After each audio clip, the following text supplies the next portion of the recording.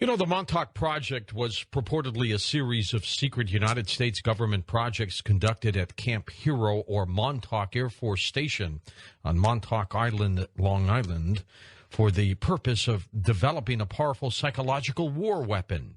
Some thinks it might have been a hoax. No evidence confirming either way. In a moment, we'll talk with Stuart Swerdlow about this and some other major stories on Coast to Coast AM. Of gifted, and I mean a very gifted medical intuitive, Stuart Swerdlow is a clairvoyant who has the ability to see auric fields and personal archetypes, as well as read DNA sequences and mind patterns. His great-uncle, Yakov Swerdlow, was the first president of the Soviet Union. And now get this, his grandfather helped form the Communist Party here in the United States in the 30s to ensure that his loyalty stayed with the United States. Stewart was recruited for specific government mind control experiments which enhanced his natural abilities. He spent years in service to various U.S. and foreign government agencies and special interest groups. His mind and body were used for genetic and mind control experiments which led to severe illness, broken relationships, premature kundalini activation. After several years of deep self-analysis, Stewart merged with higher levels of his multi-dimensional self, which saved his life. He has authored and co-authored with his wife Janet several books and lectures worldwide for a variety of groups, organizations, large corporations. He is our special guest tonight on Coast to Coast. Hello, Stuart. Welcome aboard. How are you? Fine. Thank you, George. Man, you have had a varied life and a tough one. Well, that's putting it mildly. It's been very rough. How do you bounce back from sometimes those very tough times that so many people have to endure? Well, you know, it's not a very easy process. Usually there's a lot of phases that you go through, and very often you have to hit an area where you decide to either leave the planet or stay and do something better with your life. And then you have to make a choice of either living, hiding in the closet, or going out in the world and making a difference. And so I think that's what actually helped save me, is to know that I had to go out there and do something, but not only for myself, but for everyone else in the world. Well, good for you. Tell me a little bit more than what I've just given to our audience here. Well, as you mentioned, my family does have a very interesting background. My father's uncle, or my great-uncle, was the first president of the Soviet Union.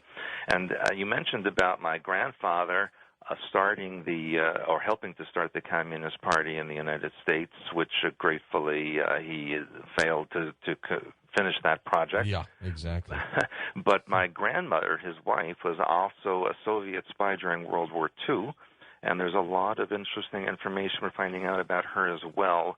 Unfortunately, my father, being embarrassed about that whole situation, destroyed a lot of the materials about my grandmother, and when she passed away, there was really not much we could do to find out more about her. Yeah, he would much rather have nobody know anything about what was going on, huh?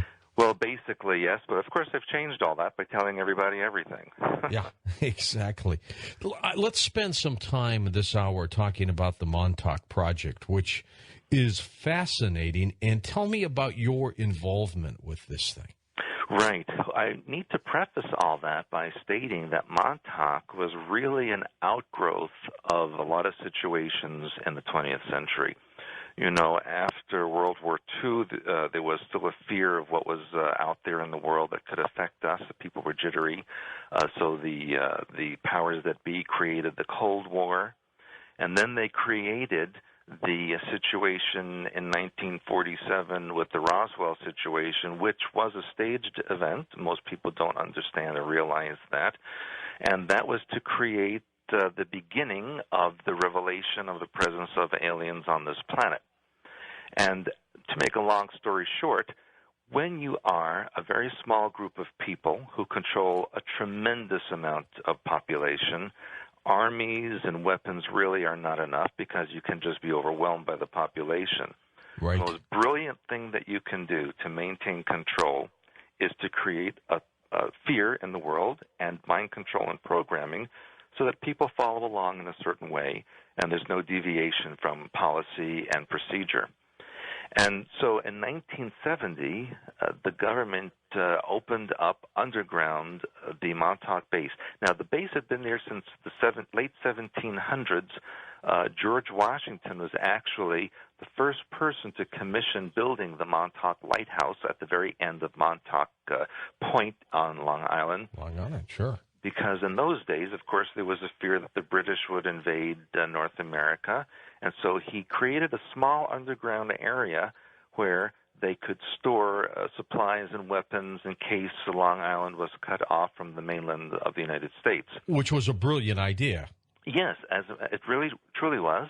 And then over the years, decades and even centuries, it was added to become a very, very large underground area, so that by World War II, it was actually able to hold underground or undersea submarine pens.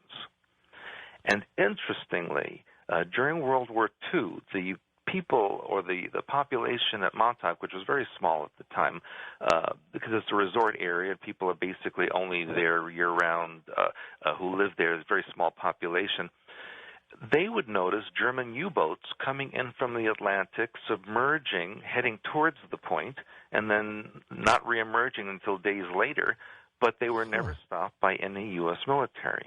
And it's also interesting to note that the only location in North America where the Germans actually made landhead was in Amagansett during World War II, where the German submarine actually let some spies off. They came to the east end of Long Island and made their way into New York City. And literally partied with people and enjoyed themselves and then went back, right? Well, actually, they were captured towards the end of the war. But here's the interesting thing, is that they were sent to a federal prison in the United States, and then after the war in 1947, they were executed. Now, the war was over. There was no reason to hold them prisoner anymore, but they executed them. And so one has to wonder, what did these people know that was not allowed to be told in public? Good point, because I have never heard of an execution on this soil during the World War II era. Beyond this, have you? Well, I have heard. You remember, my background is such that I have connections to a lot of intelligence information. And unfortunately, this happens more frequently than not in the United States. Of course, it's not in mainstream media. Oh my gosh. All right. So back to the Montauk Project. So you definitely do not believe it was a hoax, as some believe, right? Well, obviously, I lived through it, so I know it's not a hoax. You know, when I hear things like that, it's a bit disturbing. It's kind of like someone telling a Holocaust victim that the concentration camp it didn't happen. existed. Yeah, exactly. Yeah. Yeah. Well, and you know the sensitivities about that, Stuart. Yes, and in fact, you know, over the years, I actually, when I was working, doing seminars in Oregon, I happened to meet a man who was a courier for the U.S. government during the 1960s, 70s, and 80s, an elderly gentleman. And he said to me that he used to have briefcases chained to his arm, and he worked out of the NSA headquarters in Maryland, and he would be ferried back and forth to Montauk Point with this information, and that he knew that the place existed and that the information is in the archives of the government. All right, so there are some who believe that this was an extension of that controversial Philadelphia experiment, which took place in 1943. Yes. What do you think Project Montauk was all about? Well, originally it was about, and through the years, it was about mind control and programming and creating a global system where the masses of population could be manipulated. However, they did use electromagnetic equipment. Much of it was created and developed by Tesla and subsequently developed past that point. And they did use equipment that they had from alien technology. And so the project kind of morphed into time travel, electromagnetic weaponry, and genetic manipulation. It was a very wide-ranging project by the time it ended in 1983. The project appeared in a lot of television shows and films. The Philadelphia experiment film dealt with Montauk. Stargate, SG-1 had similarities there. That's Our right. dear There was friend... actually a show people may not remember in the late 60s and early 70s called Time Tunnel, which was, I think, based on that project. Is the facility still in use? The facility is not in use anymore in the same capacity as it was. The last information that I had personally from it when I still lived in that area was in the early to mid-1990s, when I was told it was used as a weather manipulation facility. However, the mind control, time travel, all of the others is no longer practiced in that area. But there are other areas in the U.S. and in other places in the world where those are still continued. So, now we have HAARP, of course, in Alaska, which might have picked up the load. Is that possible? Well, HAARP, is a different kind of project, and there is a sister project to HAARP in northern Norway. And I recently met a man who was a helicopter pilot in Vietnam and then was transferred to the Alaska area, and he told me that there's at least 12 facilities that are related to HAARP globally. And he personally saw this in northern Alaska. I wonder if that's a reason why our weather is so screwed up, Stuart. I absolutely agree. What HAARP is doing is creating a shield in the ionosphere over the Earth and trying to create weather manipulation so that we think there's such things as global warming, when in fact it's just a manipulation of our weather and geological events as well. Let me ask you about the success of Montauk. Do you know if they accomplished anything that was just truly extraordinary? Well, I think that they did accomplish their goal, and right now, 100% of the Earth is affected by mind control or scalar waves that are transmitted now from satellites in space that completely ring the Earth and are enhanced by ground antenna that we see as cell tower microwave transmissions, so that at any moment they can transmit a mind control wave to specific areas of the Earth, to specific people. And a lot of what's happening now with the chemtrails is also creating a web or a network around the Earth, like a shield or radio wiring, so that it's like a grid that covers the Earth, and they can pinpoint very specific locations now and transmit whatever they wish to create. Just absolutely phenomenal. It employed how many people at the time when it was at its heyday? Well, in those days, I was a mere subject. I wasn't in control of anything, so I had no idea how many people were in control, but I can tell you that there were at least hundreds of people that I used to see there, many of them in military uniforms, some of them in civilians, some of them looked like they were in scientific garb. There were so many different people, and they were different at various times. I didn't see consistent people all the time. So I think they moved people around. But I figured out over the years, over the 13 years, all the people that were used in the project, I estimate there had to be between 200,000 to 300,000 subjects of the experiment, and most of them did not make it. Was there? What do you mean they didn't make it? Well, I was told that less than 1% survived the experimentation. When you're bombarded with electromagnetic waves and microwaves and basically traumatized and tortured, very few can survive that kind of life. And in fact, a lot of the subjects were children, and so they just didn't make it. Children of maybe some of the people who work there? No, these initially they used orphans. They would use the children who were in foster care, people who they considered to be expendable and would not be missed. Then later on, as the program progressed, then they would start taking children from conventional families. People, there are so many kidnappings in this country, especially you notice it spiked in the 1970s and 80s, and these children were basically used for the mind control experiments. They knew, especially people with genetics of blonde hair, blue eyes, red hair, green eyes, such people have an enzyme in their genetics that allow for mind control to be more acceptable to the mind and the body. What did they do with these children afterwards? Well, their bodies were, those who didn't make it, their bodies were disposed of. They would burn them, bury them under the ocean. They would dispose of them in whatever manner was convenient at the time. What about those who did make it? Well, a lot of them, unfortunately, are in such a mental state that they're not able to function very well in society. A lot of the people that we see in mental institutions, a lot of the people that we see in prisons, many of them have been subjected to these mind control experimentations.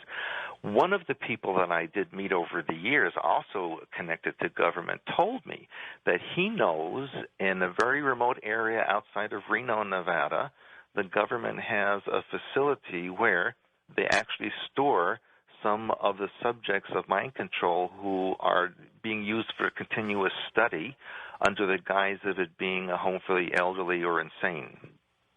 So rather than kill them off, they have put them in this facility. Well, yes, they need to study. To watch them. Yeah, they need to study the effects. How long will a person live? What will their mind be like? Will they regain their memory? It's like being a lab rat, basically, they want to see what the results will be so they know what the population generally can expect. Is this a black ops program, Stuart? I mean, Congress doesn't know about it.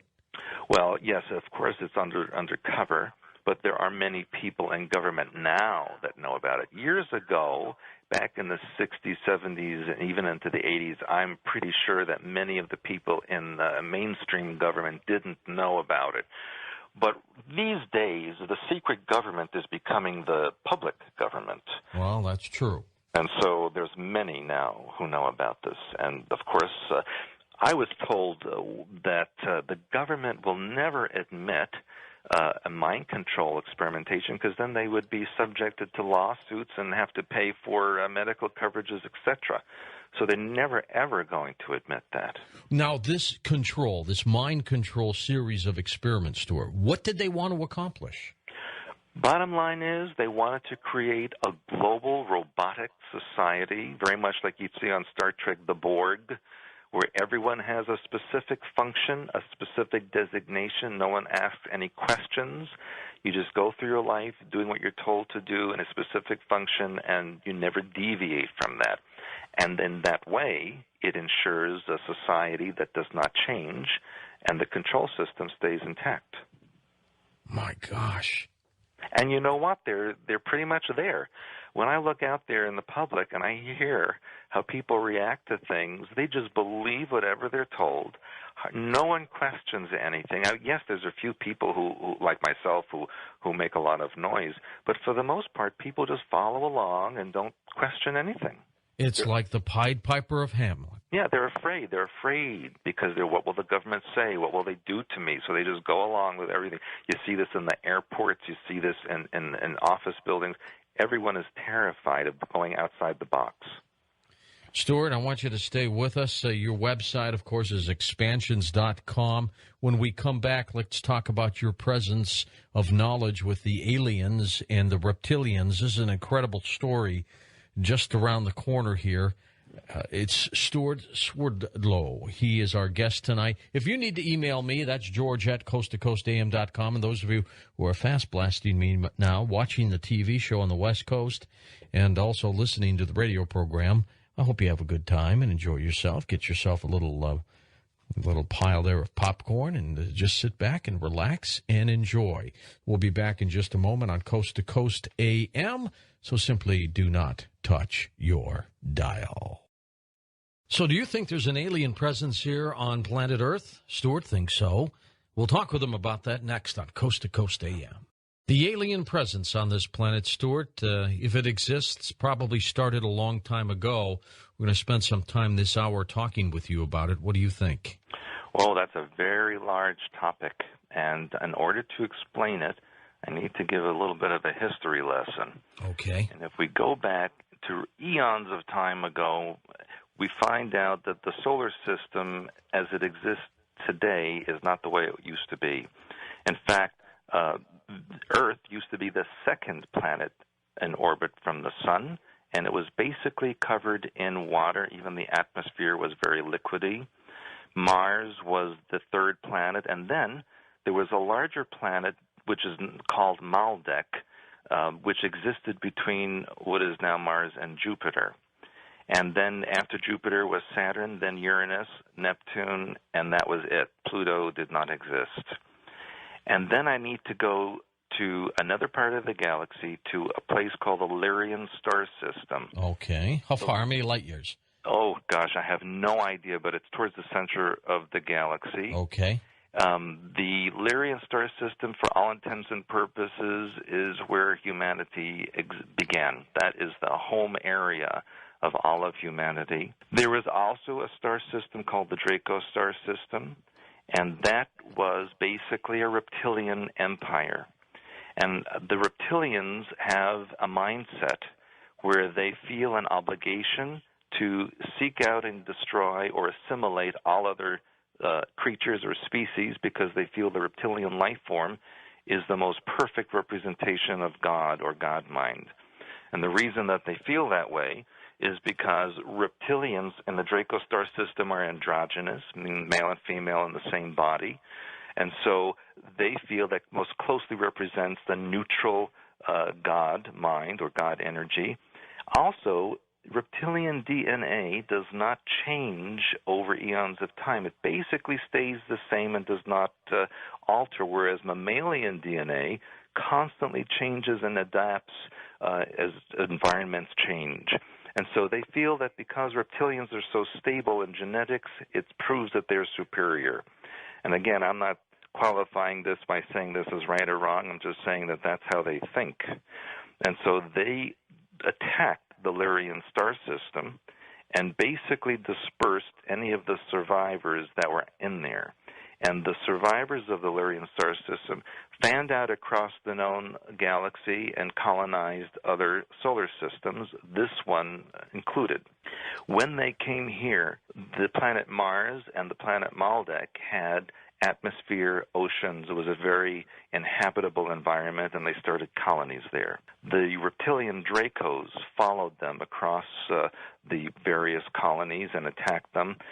The Draco use hollowed-out asteroids or comets as weapons and vehicles that they then send into space. And what they did was send an ice comet into our solar system to attack and destroy the colonies. As that ice comet came into the system, it caused the planet Uranus to flip on its axis. Uranus is the only planet known that orbits in a north-to-south direction instead of an east-to-west as all other planets do, and that's because it was knocked off of its original axis. It then continued towards in the solar system and approached the planet Maldek, and the pressure or the gravitational pull of the ice comet, planet Maldek, and the large gas planet Jupiter caused the Maldek to explode, which is why we have the asteroid belt now between Mars and Jupiter. Okay. And a lot of the fragments of Maldek became the many moons of Jupiter and Saturn as they get caught up in the gravitational fields. And in fact, the rings of Saturn recently have been exposed as being pieces of ice and rock, which could have come from Maldek and the ice comet. So it must have been a pretty good-sized planet, Stuart. It was a very fair-sized comet. And Maldek was a very large planet. I would say it was somewhere between the size of Mars and Jupiter. And then, as the comet approached Mars, it pulled a lot of the atmosphere off of Mars and a lot of the oceans off of Mars. And then finally went into an orbit with the planet Earth, and it went into this rotation with the Earth so that the oceans on Earth started to polarize, and the spinning of the Earth started to form the ice caps, and eventually the Earth and this ice comet switched places so that the ice comet became the second object in the orbit of the Sun, and the Earth was pushed out to third position. The ice comet became the planet Venus as we know it now. All right, and this was very similar to what Velikovsky believes, right? Well, that's true. His theory was very, very, very correct for the most part. Now, because the planet Venus or the ice comet was so close to the Sun, it caused the ice to melt, but rapidly to the point where it became steam and vapor, which is why Venus is covering clouds. Okay. And now the Earth being pushed out into the third position now became very inhabitable. Land masses appeared, and the Draco drove another vehicle into orbit of this planet to colonize it, and we now call that object the Moon.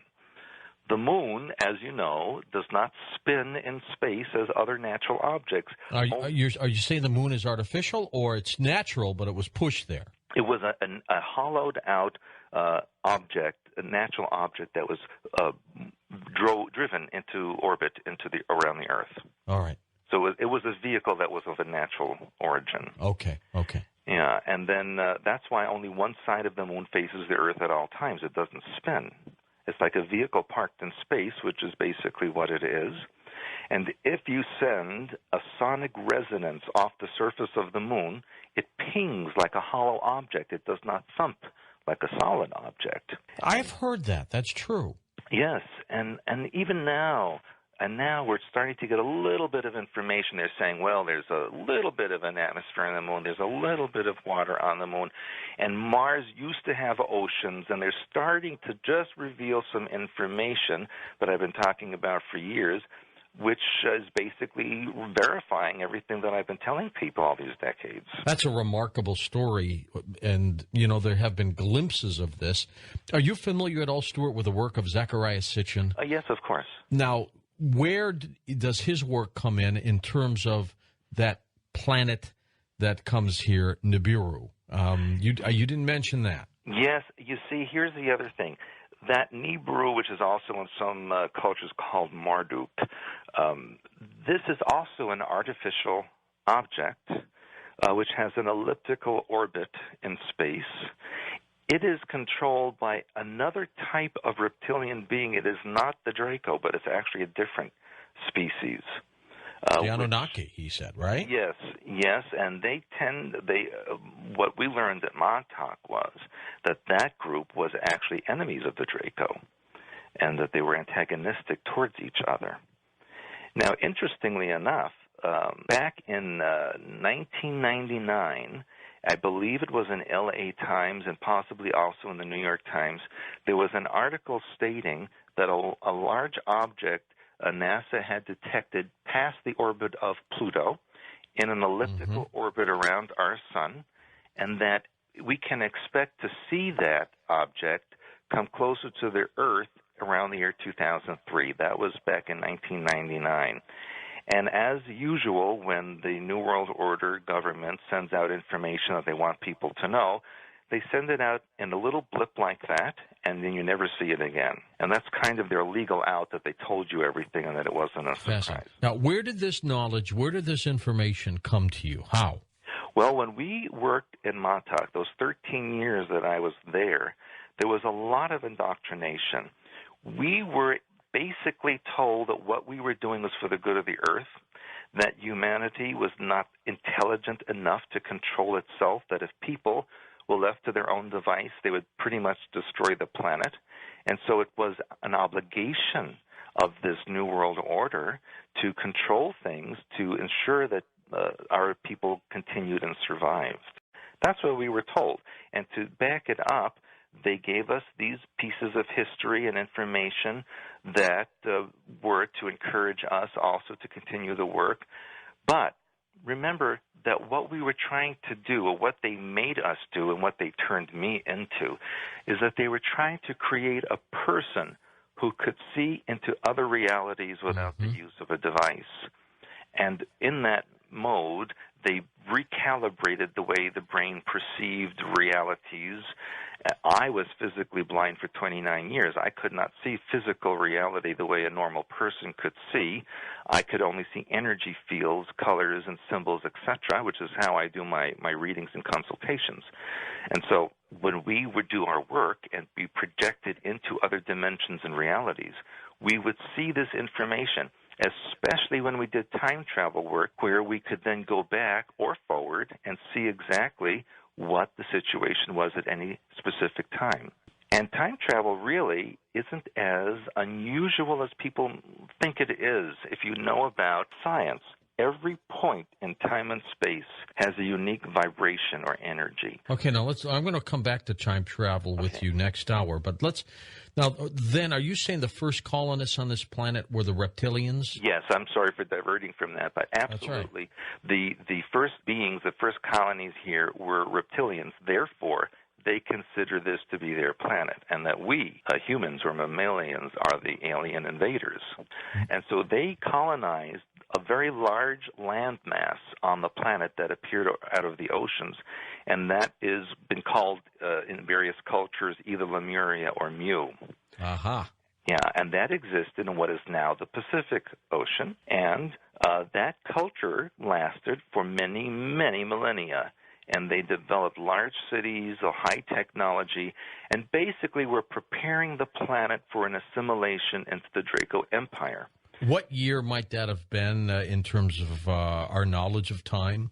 That would have been close to about 800,000 BC. 800,000. High technology. Very high technology. They brought that with them. And now I need to go back into planetary science to explain why humans came here. Okay, and then how? Well, yes. When molten material is ejected from a star to form a planet, that molten material is thrown out into deep space and starts then to spin. And as it spins, it starts to cool off on the surface, and the surface starts to harden. But just as what happens on the surface, on the outside happens on the inside. The centrifugal force of the spin causes the molten material inside to start pushing against the sides of this now a sphere that is forming, and so a hollow area forms inside such a planet, and the extra material is forced out through openings at the poles. And then the inside starts to harden, as does the outside, because of the coldness of space. So what you then have is a planet with a hardened outside, a hardened inside, and molten material trapped in between the inner and outer mantles. In the very center of the hollow area is leftover molten material, what sometimes is referred to as an inner sun. But it's not really a sun, it's molten material. And then the openings at the poles still exist because that's where some of the molten material was ejected. And that is basic planetary science, and a lot of the planets in this solar system, including Earth and Mars, were formed that way. And so when Mars was affected by that ice comet, the colonists went to the inside of the planet in order to have safety. And so some of those colonists wanted to come to this planet as a refuge, and a lot of the other colonies that were created from the refugees of Lyrae also needed a place to come. So it wasn't until very many millennia later that mammalians or human beings came to the Earth and colonized an area that was in now the Atlantic Ocean, and that was called, in certain cultures, Atlantis. Atlantis. Okay, so I'm beginning to see, Stuart, just with this picture, if the reptilians were in the Pacific on Lemuria, and the human-likes were on Atlantis, and now they're both gone, I'm beginning to see the picture of some kind of major confrontation. Am I exactly right? Correct. Yeah. Mammalians and reptilians are not designed to live in the same environment on the same planet. They have different requirements. So we basically have a situation where there's two different species that are very antagonistic towards each other, sharing the same location.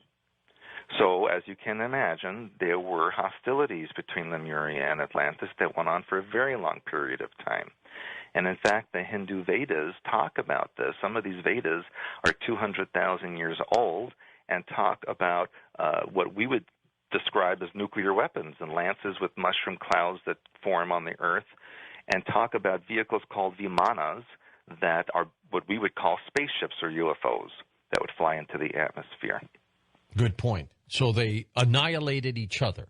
Well, what really happened was, ultimately, the Atlanteans first killed off the dinosaurs. Now, the dinosaurs are to the Draco what mammalian creatures are to humanity.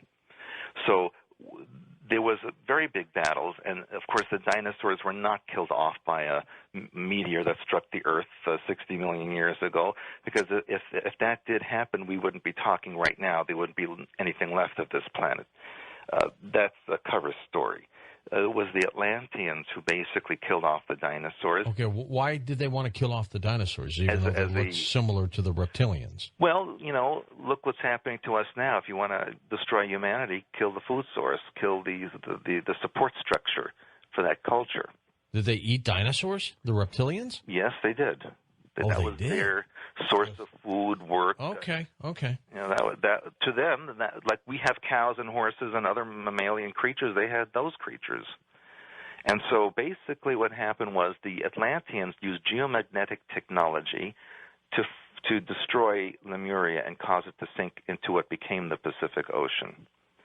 And the only remnants of that now are the Hawaiian Islands, Japan, Philippines, Taiwan, Indonesia, Australia, New Zealand, the South Pacific Islands, and the California west of the San Andreas Fault Line is also. And what happened to all the reptilians who were on that landmass at the time? Now, here's the interesting. The ones who survived went inside the Earth, the hollow Earth. And that began the legends of demons under the Earth or hell under the Earth. That's where that began. So when you think of the devil, you do think of a reptilian type, horned with a tail. Living under the Earth. That could be what the reptilians look like. They look like the devil, or the devil looks like them. Exactly. And they look, it's right, and they're in the hotter part of the planet, in the inner core, down below. It makes sense. That's where Hades is. Yes, and that's where those legends began. And the Atlanteans, contrary to a lot of New Agey information, actually were not very nice people either. They also had an agenda of genetic manipulation. They used to blend different species together to see the kind of results.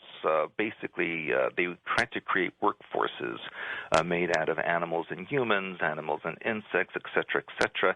The legends of merfolk, for example, are when they took dolphins and mixed them with humans.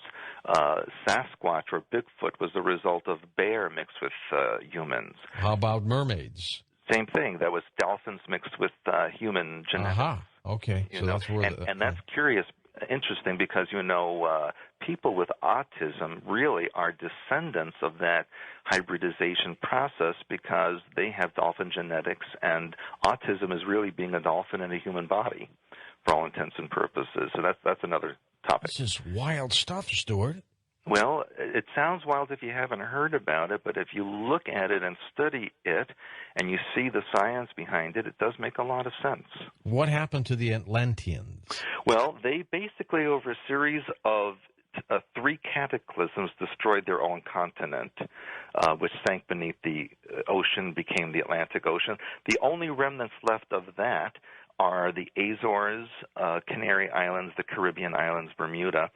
And interestingly, Montauk Point is the end of an archipelago that used to exist of Montauk. All right, stay with us, Stuart. More to come when we come back on Coast to Coast AM. It's a fascinating analogy, Stuart, where the reptilians went underground, which then was perceived to be hell, and they the devil, and evil, and it just incredible. It does make sense.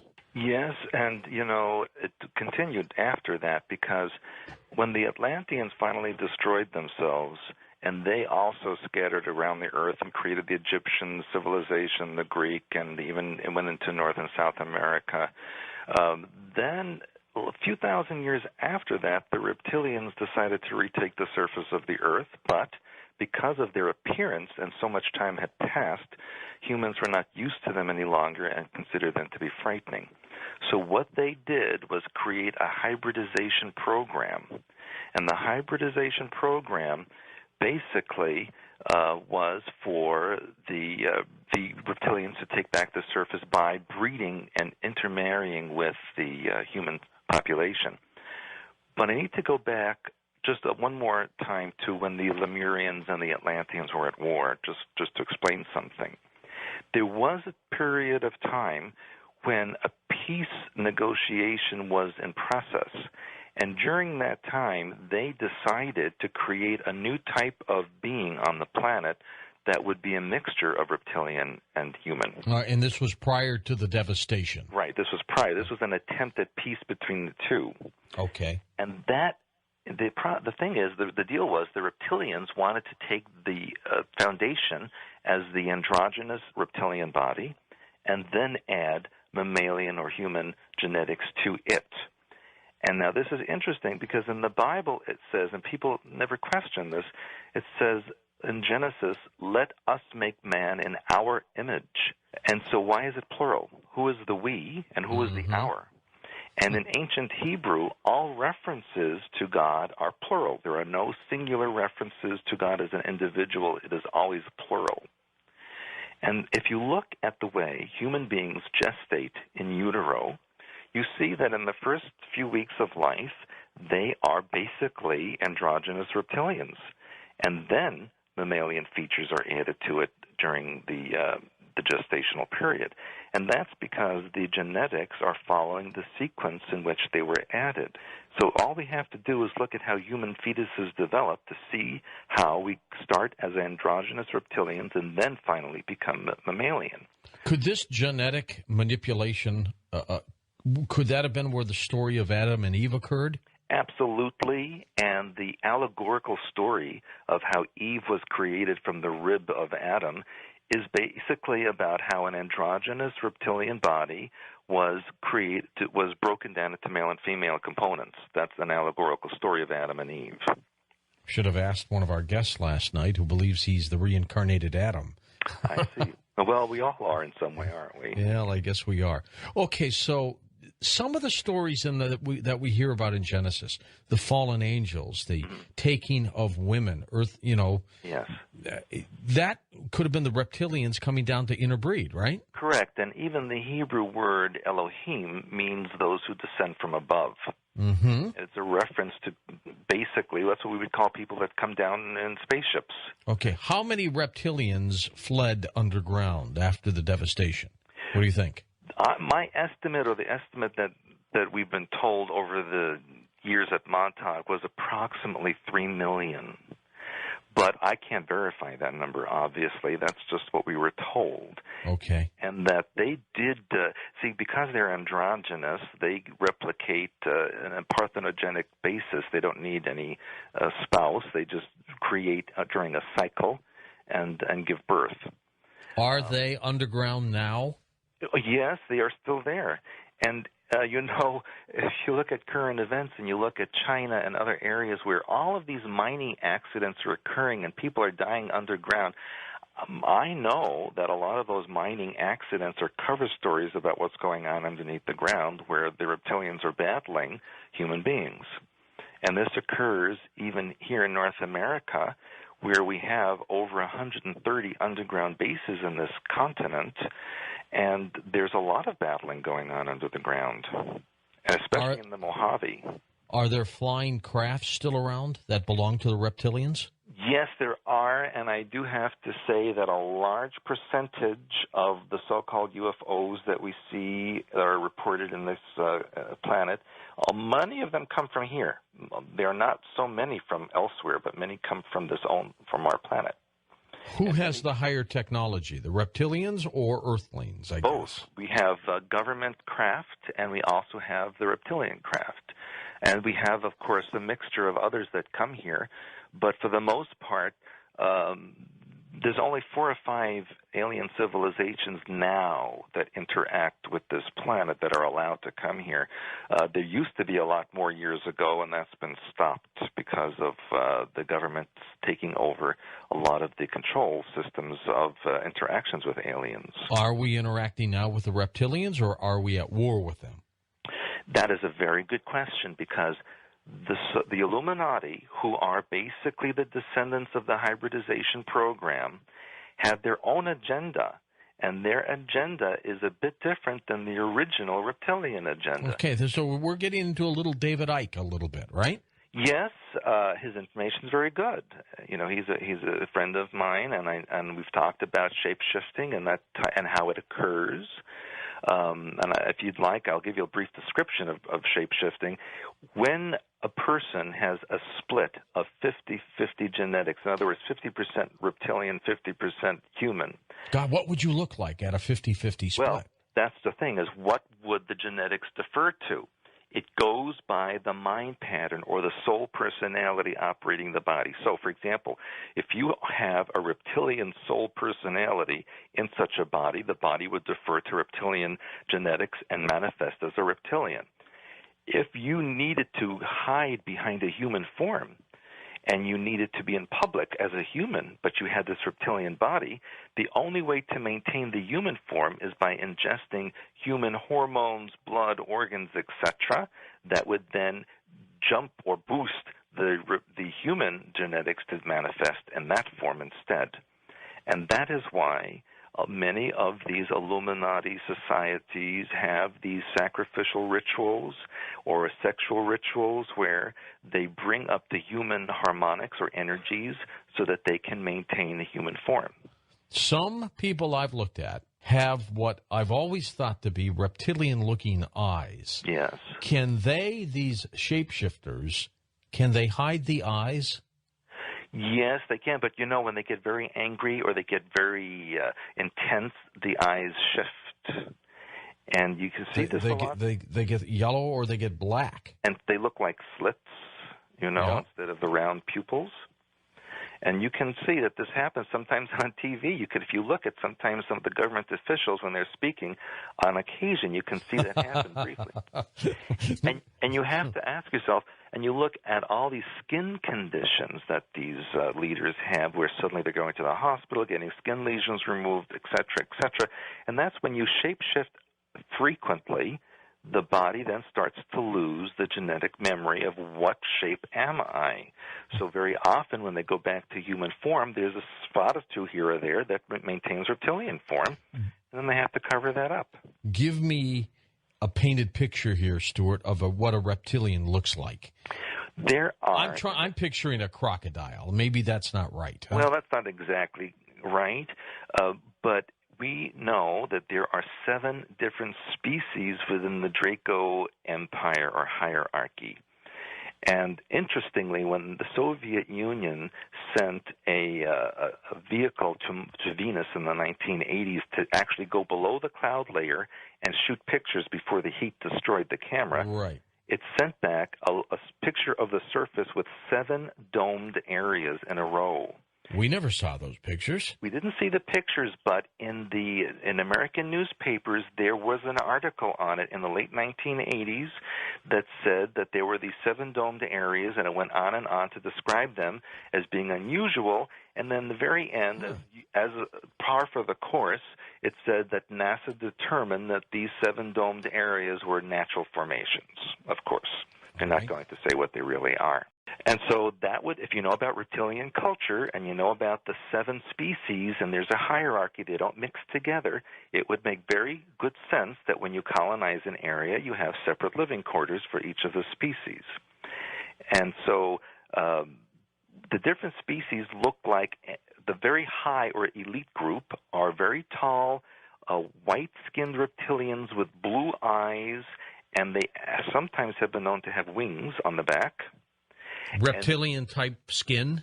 Yes, it's not exactly as scaly as you'd see on a crocodile or an alligator, but it's very rough skin that looks as if it's segmented in places. What about their faces? The faces can look very human-like or humanoid. They have 2 eyes, a nose, a mouth, but the reptilian have that what I call cat eyes. They look like cat eyes, and they have a very pronounced jaw and very pronounced teeth. And they have very powerful bodies, especially the elite group, the top of the hierarchy. And when you go down the hierarchy to the bottom, there's a shorter version. There's a kind of reptilian that's only 4.5 feet tall. It's kind of brown skin, very slight. They're very much like workers or drones that would do the grunt work or the what we would call the untouchables in Hindu society. All right. Well, this picture that we've all seen of the devil, who could have been a reptilian. Where did that come from, the longer tail and the horns? That comes from the ancient perception of what a reptilian being looks like, and very often they do have horns. Not all of them do, but some of them do. Maybe a senior group or something like that? The middle version, there's a warrior caste that tends to have the horns, and they're very bulky, very aggressive. You wouldn't want to meet one of them. Would they be the ones, though, to lead the pack, or the other ones? They would be what you call an advance guard. They'd be the ones you'd send out when you're invading a planet or an area. And they're very volatile. And, there's a difference in sometimes how they use human appearance, because the shapeshifters can physically change to human form. However, there are reptilians that are not, of course, able to do that because they're purebred. They don't have human genetics. What they sometimes have is a device around their waist that creates a holographic image around them that makes them appear human. But they're not shape-shifting. It's just a holographic image that's projected around them. Well, that could be, I guess, altered, or it could be breached, right? If somebody tried to touch them or something, it'd be like going through a hologram? Yes, and I did witness that in Montauk Project, because there were reptilians occasionally there, but these were not shapeshifters. These were real 100% reptilians, and in order to not terrify a lot of the people, they would sometimes use this holographic image around them. Do you believe that the Illuminati, the power brokers on this planet, the very wealthy families, that they could be from this reptilian strain? They are. In fact, the Illuminati are made up of 13 ruling families, and all of them can trace their ancestry to the hybridization program that really went back to the Sumerian times. So they're human beings, but they have reptilian a DNA. Very high percentage of reptilian genetics, yes. Amazing. Are they shapeshifters, or they actually look this way? Some are. Not all of them are shapeshifters. It depends on the exact 50-50 split of genetics. So there are some who do not shapeshift, but still are in the elite group. And the reason they call themselves blue bloods is because reptilian blood has a very high copper content. And when copper oxidizes, it looks like a blue-green color. Mm-hmm. And that is why they've been called blue bloods over the centuries. Just last week I had a story of a guy who had green blood in his system. Oh, yeah, that was in Vancouver. Yeah. I mean, could he be? Well, you see, here's what's happening now. They're very methodically releasing information about this to the public. And this is one of the stories. Now, the cover story to that was the man had some kind of disease where his blood would not accept oxygen. Right, exactly. Well, hello, if that was the case, he'd be dead. He wouldn't be operating on him because he would have no oxygen. The cells would have died. So, of course, that was just a cover story. If he had green blood, and, of course, in the article that they mentioned, the Canadian Free Press, they compared him to Spock on Star Trek. So there's, again, the alien connection that the conventional media is giving out to the public. We're in a period of time now where they are disseminating information about the alien presence on the Earth, but they're doing it in such a way that people can accept. They're not going to tell the absolute truth about who the reptilians are and what's going on. They're going to create... No, I'm sorry. Go ahead. They're going to create a staged alien invasion. And when that happens, they're going to have a savior race come and help us, who will turn out to be the reptilians. And then, of course, the reptilians will announce that they were the colonists on the Earth, and they're part of us, and we're part of them. And it becomes an integrated process then. How bizarre. My gosh, Stuart, that's going to change the entire complexity of this planet. Well, that's correct. And that's kind of what I was leading to before about the Illuminati agenda, or the hybrid agenda, is that they're trying to create their own galactic empire using the Earth as a home base. which is a bit contrary to what the reptilian race wanted originally. Are these the ones that want the population reduced to 500 million? Well, see, I don't agree with that story because what I know is that they're in the process of creating Earth-like environments in the moons of Jupiter and Saturn to move the population. They're not going to, they didn't spend millennia of time creating this vast slave race to destroy it. They're going to use it in wherever they see fit. Are you saying they're going to cattle, cow, humans, take them on craft, much like that To Serve Man Twilight Zone show where they ate them, they cooked them. Right. But basically to put them on craft and take them to other planets and celestial objects? Well, that's bottom lining it, but yes, that's ultimately what will be happening. When will this occur? Well, I feel that will occur sometime after 2010. And we're already getting prepared for it. They're already talking about finding Earth-like planets out in other solar systems. They're already talking about various objects in space that are unknown and strange. They're preparing the population for the assimilation into a galactic mindset. What an incredible possibility, Stuart. Well, how do we fight it?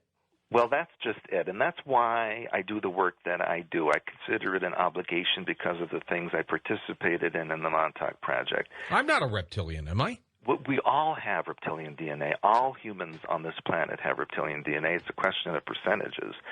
Most humans have between 10 and 15% reptilian DNA. That's why we have a lymphatic reptilian system. We have skin that wrinkles and peels. We have a lot of reptilian characteristics in our bodies, and that comes from that hybridization that occurred eons ago. So, yes, we're all part reptilian.